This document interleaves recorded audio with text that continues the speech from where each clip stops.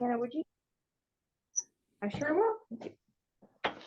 So we are going to look at we're going to watch episode 3, Anglicans, Lutherans, and Reformed, which will lead us right to the start of the United Church of Christ. And so we're starting at the Protestant Reformation and going from there. So this will be, for some of you, slightly old information, but also, I think, new information for everyone. So the UCC, anybody know how many roots like the UCC historically has? Congregational. No, How not many? that many. How many? Well, congregational is one, or what are they? Every time I look at the history, I get confused. Okay, I don't. Well, it's gotta be like 10 plus, isn't it? Or- The yeah, German. so 25. German Reformed. So Camille's holding up 4. Oh. So historically, we've talked about the UCC having 4 roots. Oh. However, just this summer at General Synod, it was recognized that we actually have 5 roots that were present during the merger. And so the 5 roots of the United Church of Christ are the Congregational Church of the English Reformation. And so that would be the Puritan roots. So we have through the Congregational stream, the Puritan roots. A second root is the Christian Church. Okay. And so the Christian Church comes through the American frontier beginnings, and the congregational churches and the Christian churches merged together as one in The 1931. Christian Whoa. churches. That's pretty general. That's what they called themselves. They called themselves the Christian Okay. Church. There's Yeah. still Oh boy. Christian churches in Europe, aren't there? That are Probably. of a Christian. If a They're specific just called Christian. Christian. I don't know if they're the same denomination or not, because Christian's a very broad It is a very broad term. So then the third stream is the Evangelical Synod of North America. And so this would be German heritage, the Evangelical Synod. Fourth one, the Reformed Church, and that comes out of Pennsylvania. On that one. And the Evangelical and Reformed Church, they merged in 1934. Okay, so we had the Congregational Christian churches merged together, the Evangelical and Reformed churches merged together, and then our 5th one is the Afro-Christian Church. Oh. And the what? Afro-Christian, AFRO. Okay. The Yes, fifth. Finger. Wow. the Afro-Christian. Afro. We'll see how many different shapes I can do when explaining UCC roots. Why if you- This is the official symbol for UCC roots. We just made it up now. Oh, history has been made in this room. So the Think I can do that. the Afro-Christian churches were Black churches in North America and Virginia. And they were formed in 1892. North America and Virginia. North Carolina and Virginia. Oh, I thought you said North Not America. North America. I North was like, Carolina and Virginia. Virginia. Ooh, I really think a lot. So we've got Congregational Christian, Evangelical Reformed, and the Afro-Christian.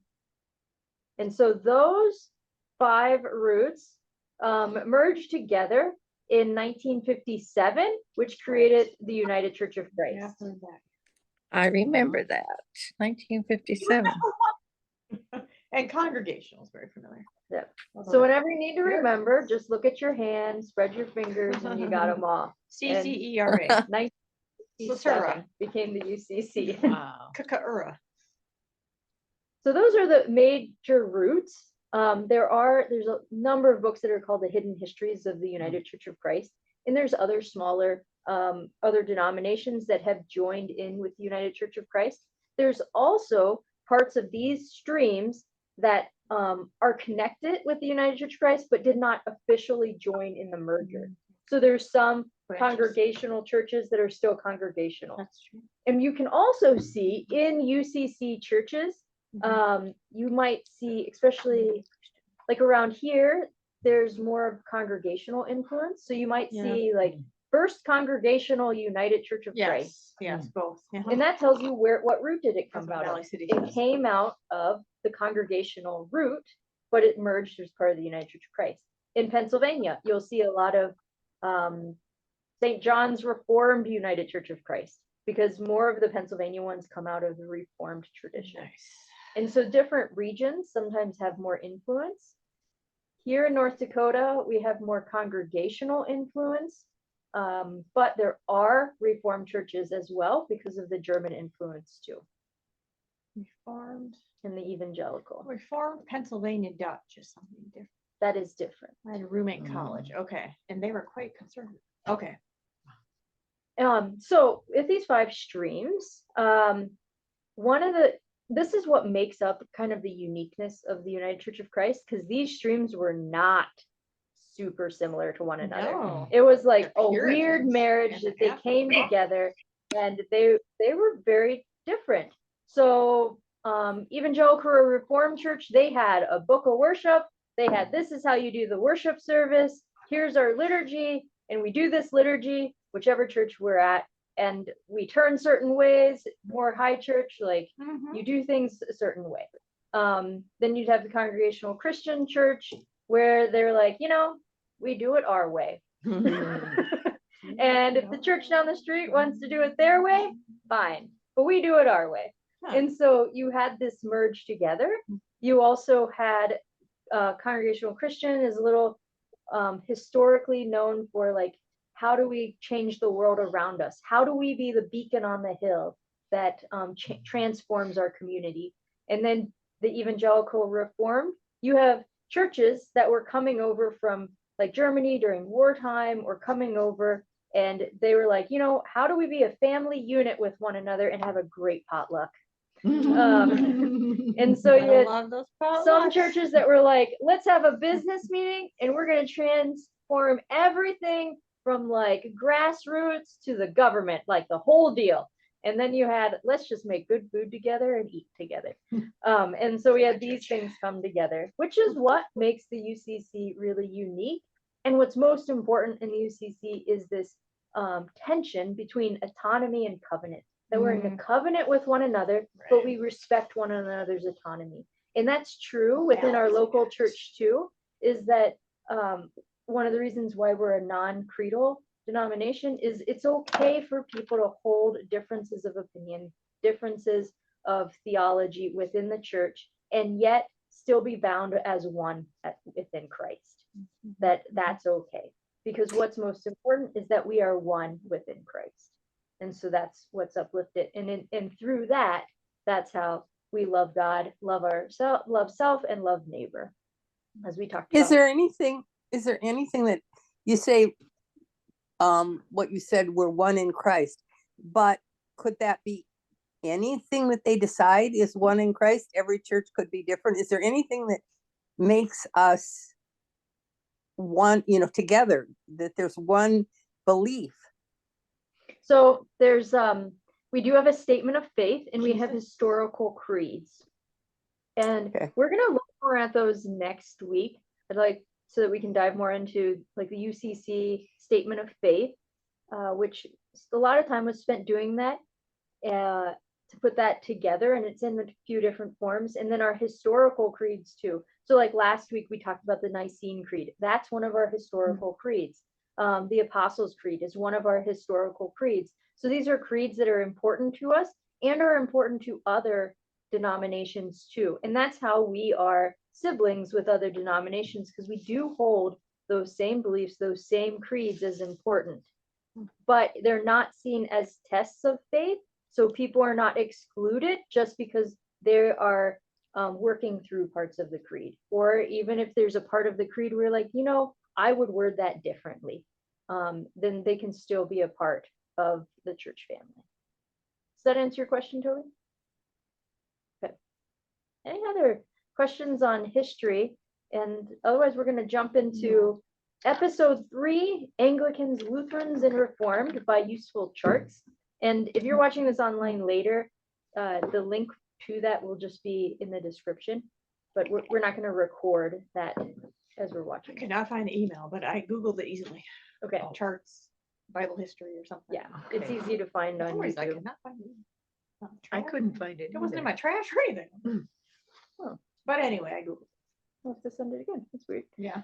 Well, I think it's just weird. Maybe link. it was secretly hidden. I don't know. It had a thing where it spontaneously combusted after 2 days. And Do it your was- homework it's right somewhere. away or not It's at all. somewhere in your computer. Mission I'm sure it is. impossible. All mail, deleted mail. Well, any history questions or UCC or No, I mean, the Orthodox and the other one got out of control. I got confused. but- yeah. in the So video. maybe They are since we're strict. recording now Woo! and maybe others watch Yeah. it too. Episode 2, I got Roman lost. Catholic and Eastern Orthodox. Yeah. Any reflections on it? Well, like I said, I appreciated the old Catholic line, Mhm. since that's the one I follow now, rather than the Roman. No, I just think it's so amazing how many branches of branches of branches come off everything. It's just part of humanity, I think. Yeah. Then you think like, well, look how many Protestant dominations there, are. But then look at Mhm. like the There's a lot of Orthodox Catholics and the too. Catholics. It's There's a lot like, of those too. there's a lot of those too. Catholics within Catholics. Yeah. What I like about our church is that I am always going to be also a Lutheran. I didn't go through, I don't know how many years of confirmation. I think there were maybe 8 or something. And, you know, but I don't find that it is in any kind of competition for what we believe in this church now. I find that I can be that and still be in this church. And that's one of the things I really like about this church is that it isn't dogmatic, you know, that you have to do this or have to do that. And it makes it more open. Because my husband wouldn't go to the Lutheran church here because they knelt. Oh, Yeah, Church. it's hard to believe that something like that could do it, but that was it. I know it. well, I'm glad we don't kneel here then. So I that love Yeah, you're here. because I had to find a church that we could both, you know, and Jane was the one that told me about this church, so. And I don't have any problem, and so far I haven't seen anything that it differs from what I was taught in all those years of confirmation, so. You found one that bound you as one. Mhm. Yeah, Chris Lennon tells a story of how you've heard it probably. She thought this was like a Lutheran church, I think. So for a while she was coming to the UCC Lutheran, but she thought she was doing. She didn't know. Like, oh, the nice Lutheran church down the street, and they moved. well, I did get to meet Martin Luther King because I was a Lutheran, so that was kind of cool. No, the Luther League. We went to the annual meet or I don't know, they'd have a big annual meeting and we all went down by train. It was just great. All teenagers, and they pick up various people along the way. It was just an unbelievable experience. And then since we sat in the front row, by luck, we all got to go up and actually talk to them. Wow. It's that you can be a part of another church, like I'm also a part of the Ecumenical Catholic, another community in Minnesota, but you can also be a part of this one and really be a part of it, you know, to participate. You can read Yeah, I think so.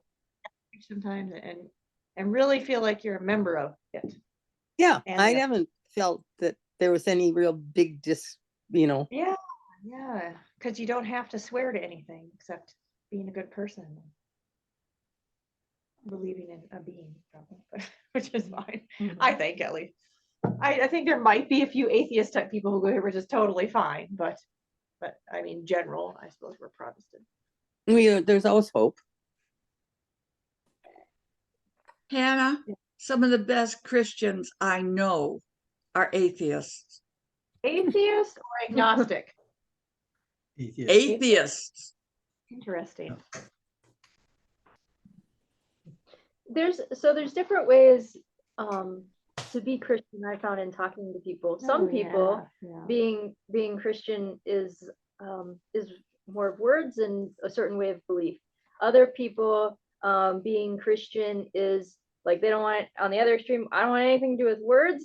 Like I'm just gonna live. Like Yeah. I'm gonna live and I As a like good the way person. Jesus lives and that's how I'm Mhm. following it. And then there's the whole like piece in the middle. And most Christians, I would say, fall in the middle. It's both Yeah. actions and it's words that's important to Mhm. us. And we are not meant to judge where people are. That's God's task to Mhm. judge, Mhm. not ours. And I Yeah. think, I know I'm happier when I'm not judging people, because it's a lot of Yeah. work to judge others. It is, but it's so common out in the world. Yeah. So I think that's actually God's secret for us is, you'd be happier if you just wouldn't judge other people. You'd be happier Yeah, or if you don't let other people's judging. to bother you. too. Yeah, because you Yep. could not judge all you want, but someone else be Yep. judging. No, it's Yeah. To true. not get crushed by. Right, Stomped right. on Well, or- To be certain in your own judging is eye, very common. you're certain in your own Yeah. identity Yeah. as well. Yeah. Well, speaking of that, let's talk about the division of the church from the Protestant Okay. Reformation. Yay. And That's so got to be really complicated. I'm going to stop the recording here.